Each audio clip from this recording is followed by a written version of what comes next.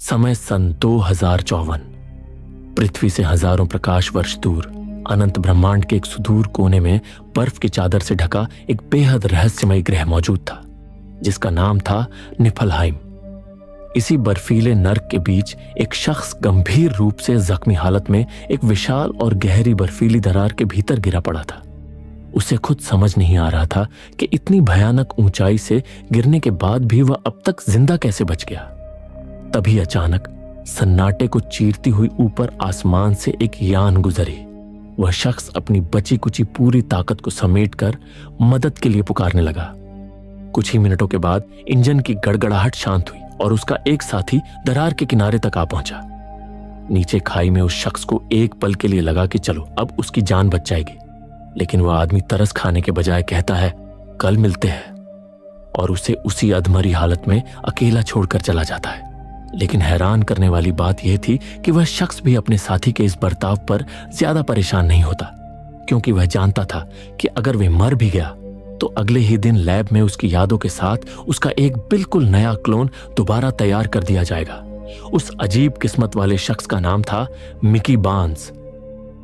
उसके साथी के जाने के कुछ ही देर बाद उस बर्फीली दरार के घने अंधेरे में अनजान शिकारी जीव बाहर निकले और उन्होंने मिक्की के लाचार शरीर पर हमला कर दिया। असल में मिकी बार्न्स कोई आम इंसान नहीं था, बल्कि वह एक्सपेंडेबल था। एक्सपेंडेबल यानी एक ऐसा व्यक्ति जिसकी जिंदगी की कागजों पर कोई कीमत नहीं होती। उसका काम ही यही था कि मिशन के दौरान आने वाले सबसे खतरनाक, जानलेवा और रेडिएशन से भरे एक्सपेरिमेंट्स पर जाना और मर जाना। हर बार जब भी किसी धमाके या दुर्घटना में उसकी दर्दनाक मौत होती तो लैब के वैज्ञानिक उसके डीएनए, उसकी पुरानी सारी यादों और उसकी पूरी पर्सनैलिटी को एक नए शरीर में डाउनलोड करके उसका नया क्लोन प्रिंट कर देते थे। मिकी अब तक एक एक करके 16 बार बेहद दर्दनाक मौतों का सामना कर चुका था, और आज जो खाई में मर रहा था वह उसका 17वां क्लोन था। लेकिन इन सब की शुरुआत आज से ठीक 4 साल पहले पृथ्वी पर हुई थी। 4 साल पहले मिकी और उसका सबसे जिगरी दोस्त टीमो कर्ज के दलदल में इस कदर डूब चुके थे कि उनके सिर पर 24 घंटे साक्षात मौत मंडरा रही थी। दोनों दोस्त शहर के सबसे खूंखार और बेरहम लोन शार्क डेरियस ब्लैंक के जाल में बुरी तरह फंस चुके थे। डेरियस का खौफ ऐसा था कि जो कोई भी उसका कर्ज समय पर वापस नहीं करता था, उसके कसाई जैसे गुंडे उस आदमी के शरीर के टुकड़े टुकड़े करके गायब कर देते थे। डेरियस ब्लैंक ने मिकी और टीमो को अपना कर्ज चुकाने के लिए महज 24 घंटे का आखिरी अल्टीमेटम दिया था। इतने कम समय में भारी रकम चुकाने की कोई उम्मीद बाकी नहीं बची थी। अपनी जान बचाने का कोई और चारा न देख दोनों दोस्तों ने रातों रात सब कुछ छोड़ छाड़ कर पृथ्वी से विदा होने वाले एक बेहद दूर दराज के अनजाने ग्रह के कॉलोनी मिशन में शामिल होने का फैसला कर लिया, ताकि वे पृथ्वी से हमेशा के लिए गायब हो सकें। लेकिन स्पेस एजेंसी का भर्ती फॉर्म भरते वक्त मिकी ने जल्दबाजी में एक बहुत बड़ी और जानलेवा गलती कर दी। मिकी ने बिना पूरा नियम पढ़े अनजाने में एक एक्सपेंडेबल बनने के कॉलम पर टिक करके फॉर्म सबमिट कर दिया था।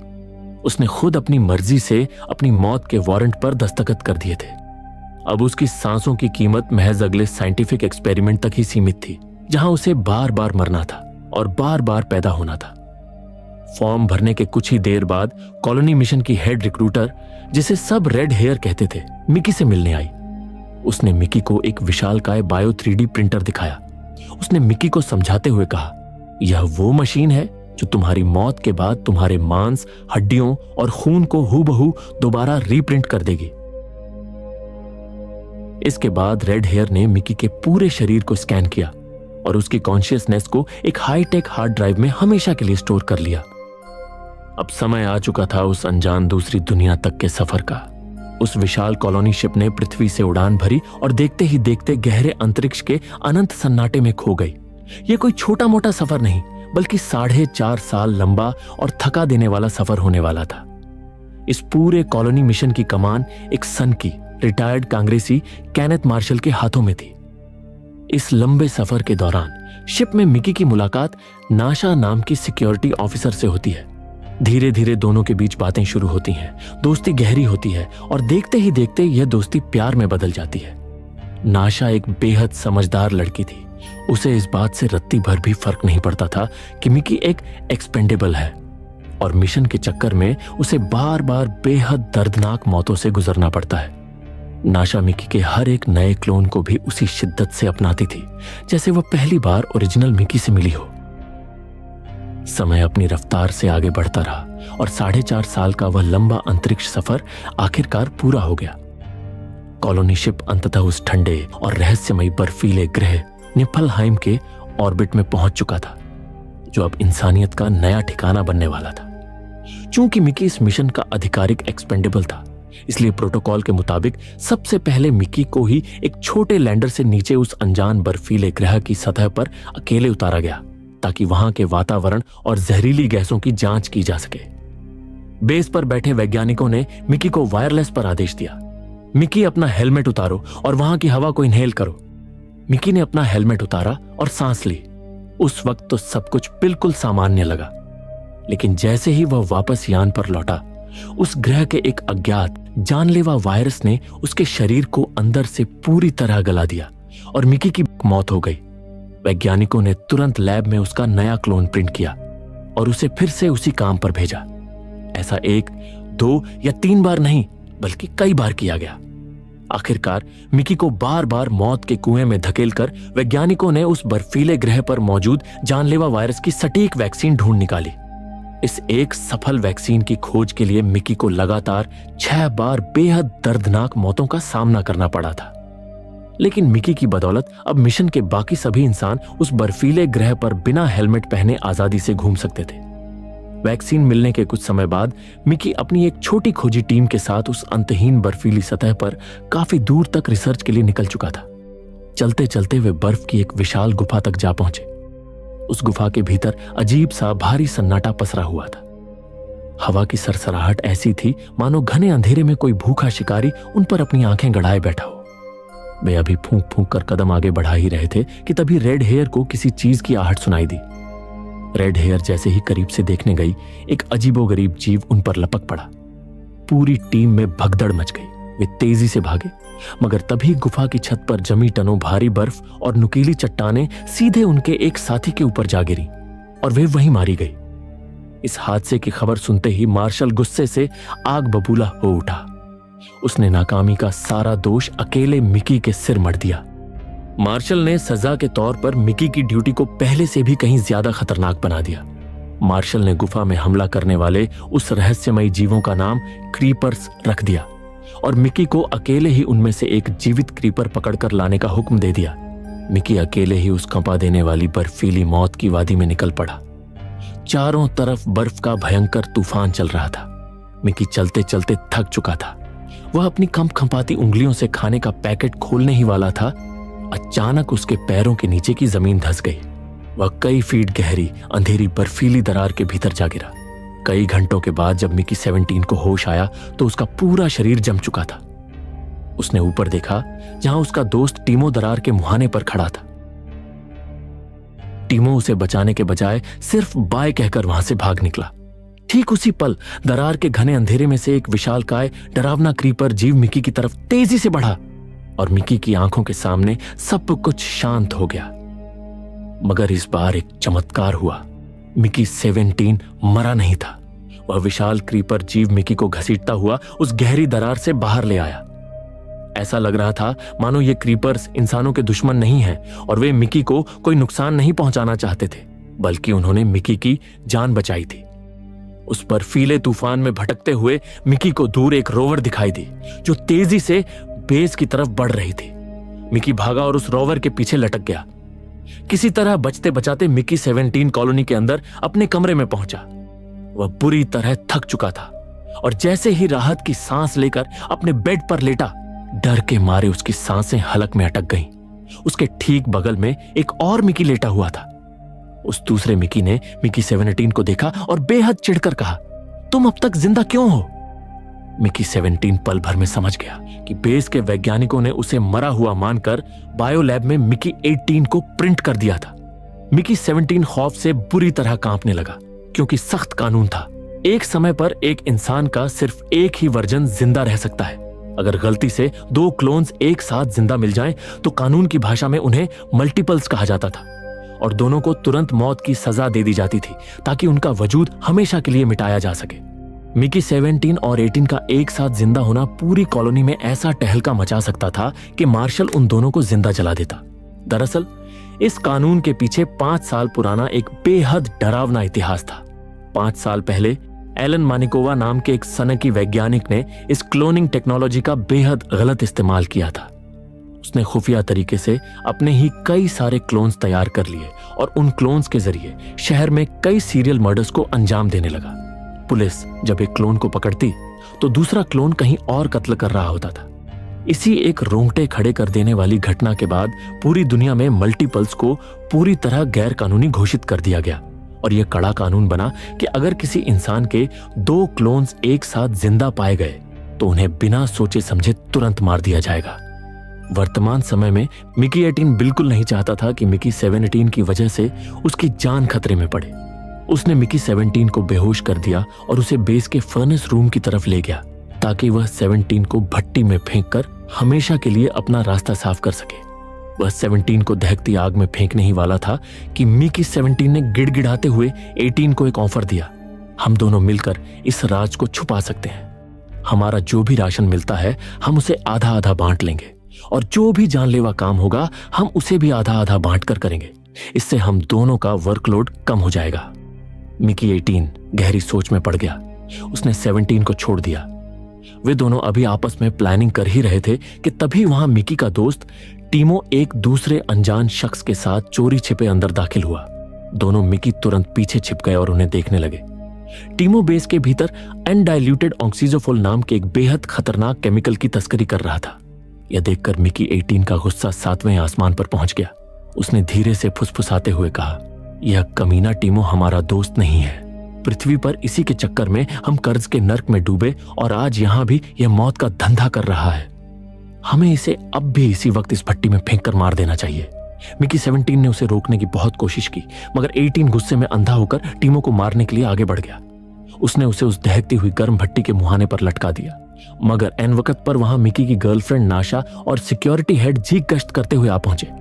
नाशा और झीक को देखकर मिकी 18 को उस टीमो को भट्टी से बाहर खींचना पड़ा। थोड़ी देर बाद मिकी 18 नाशा के साथ वहां से निकल गया और बेचारे मिकी 17 को कमांडर मार्शल का असिस्टेंट अपने साथ ले गया क्योंकि मार्शल आज मिकी के साथ शाही डिनर करना चाहता था। मार्शल ने मिकी 17 को अपने सामने बैठाकर लैब में तैयार किया गया एक्सपेरिमेंटल आर्टिफिशियल मीट खिलाया लेकिन कुछ ही निवाले खाते ही मिकी के शरीर में भयानक रिएक्शन शुरू हो गया। उसे उल्टियां होने लगी और पूरे बदन पर लाल रंग के रैशेज उभर आए। दर्द से तड़पते मिकी को देखकर बेरहम मार्शल बंदूक से उसे खत्म करने की कोशिश करने लगा लेकिन तभी वहां मौजूद काई ने मार्शल को रोका। तब तक मिकी 17 की तबीयत थोड़ी बेहतर हो चुकी थी। काई मिकी को अपने साथ ले गई।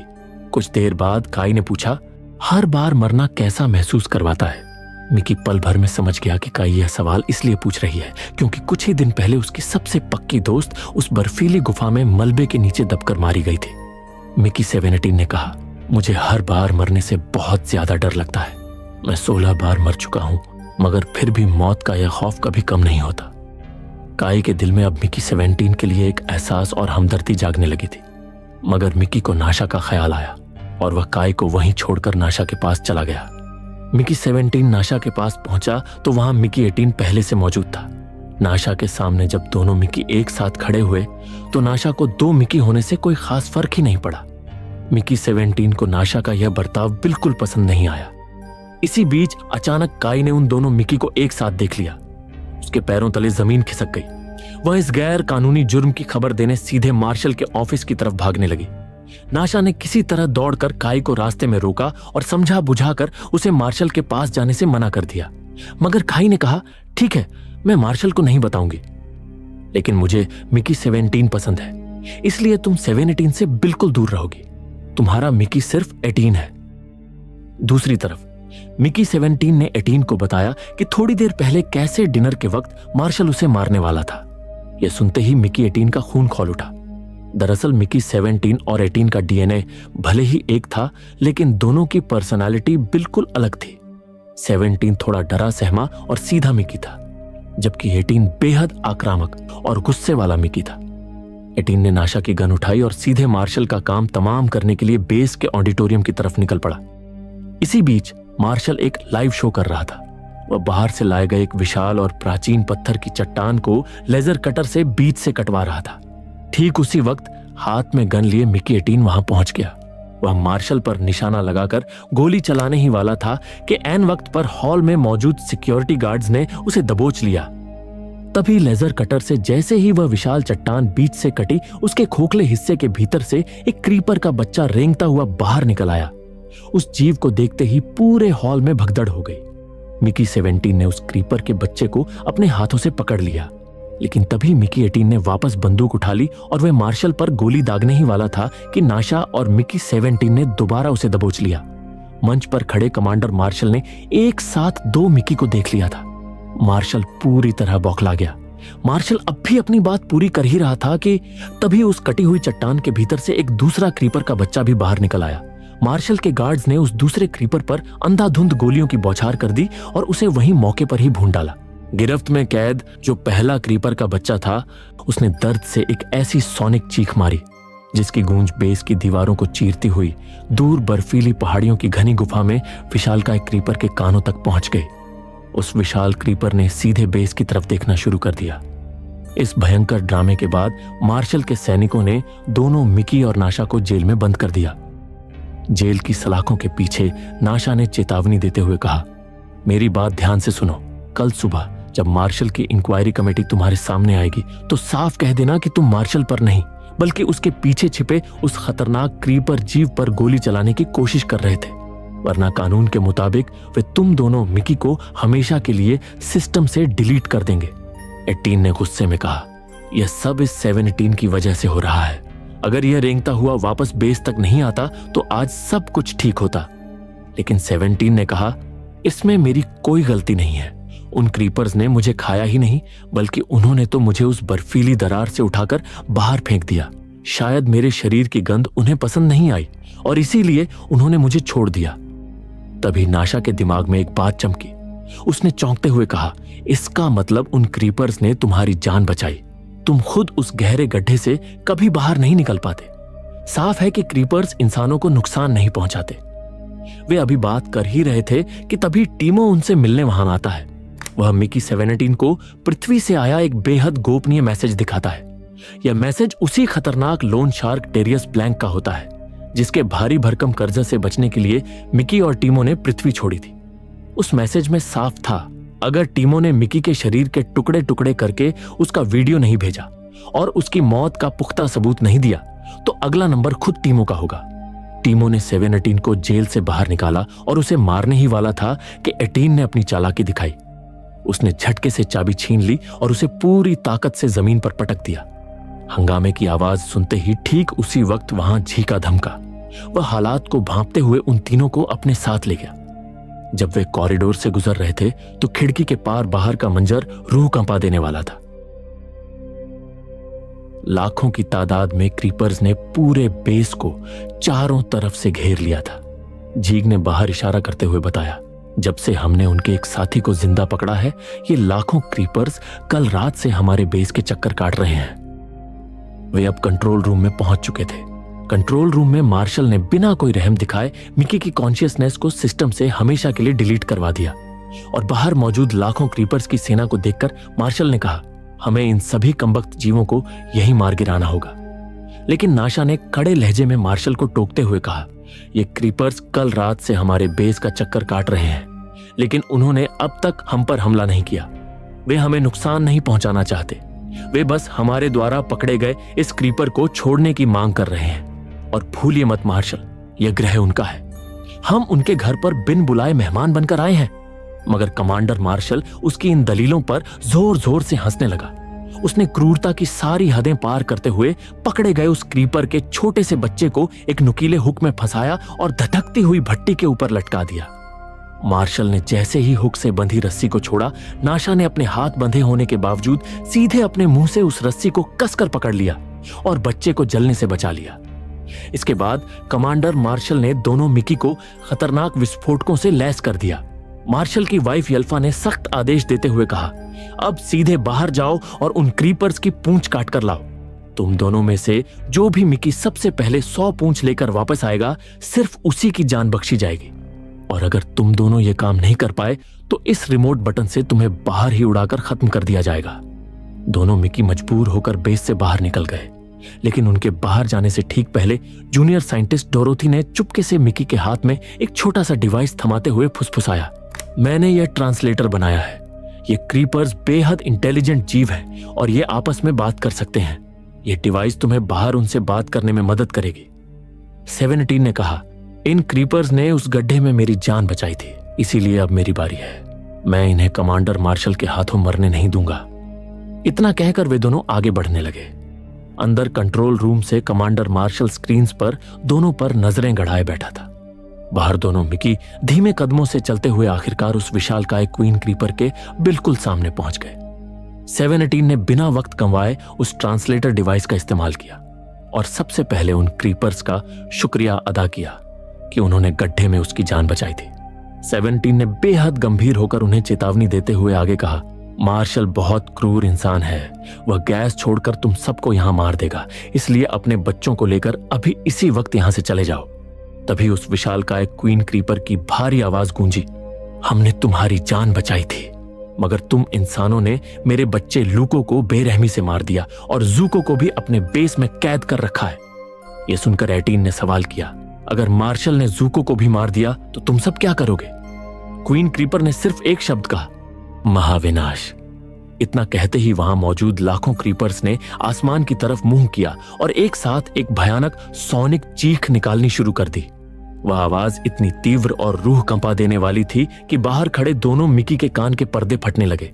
क्रीपर ने आगे कहा, हम चाहें तो इस पूरे ग्रह से तुम इंसानों का नामो निशान मिटा सकते हैं। हमारी यह चीख तुम इंसानों के दिमाग और आंखों को ब्लास्ट कर देगी। 17 ने बुरी तरह घबराकर कंट्रोल रूम के कैमरे की तरफ देखा और इशारों में चिल्लाकर कहने लगा, उस क्रीपर के बच्चे को तुरंत छोड़ दो वरना हम सब मारे जाएंगे। कंट्रोल रूम के भीतर स्क्रीन्स पर यह सब देख मार्शल का असिस्टेंट उसके पास गया और उसे भड़काते हुए कहा, इस वक्त मिकी एक एलियन स्पीशीज से शांति के लिए समझौता कर रहा है। मुझे लगता है मिकी की जगह वहां आपको होना चाहिए। आप इतिहास के पन्नों में अमर हो जाओगे, एक ऐसे महान इंसान के रूप में जिसने पहली बार किसी एलियन स्पीशीज और इंसानों के बीच सीधी बात की थी।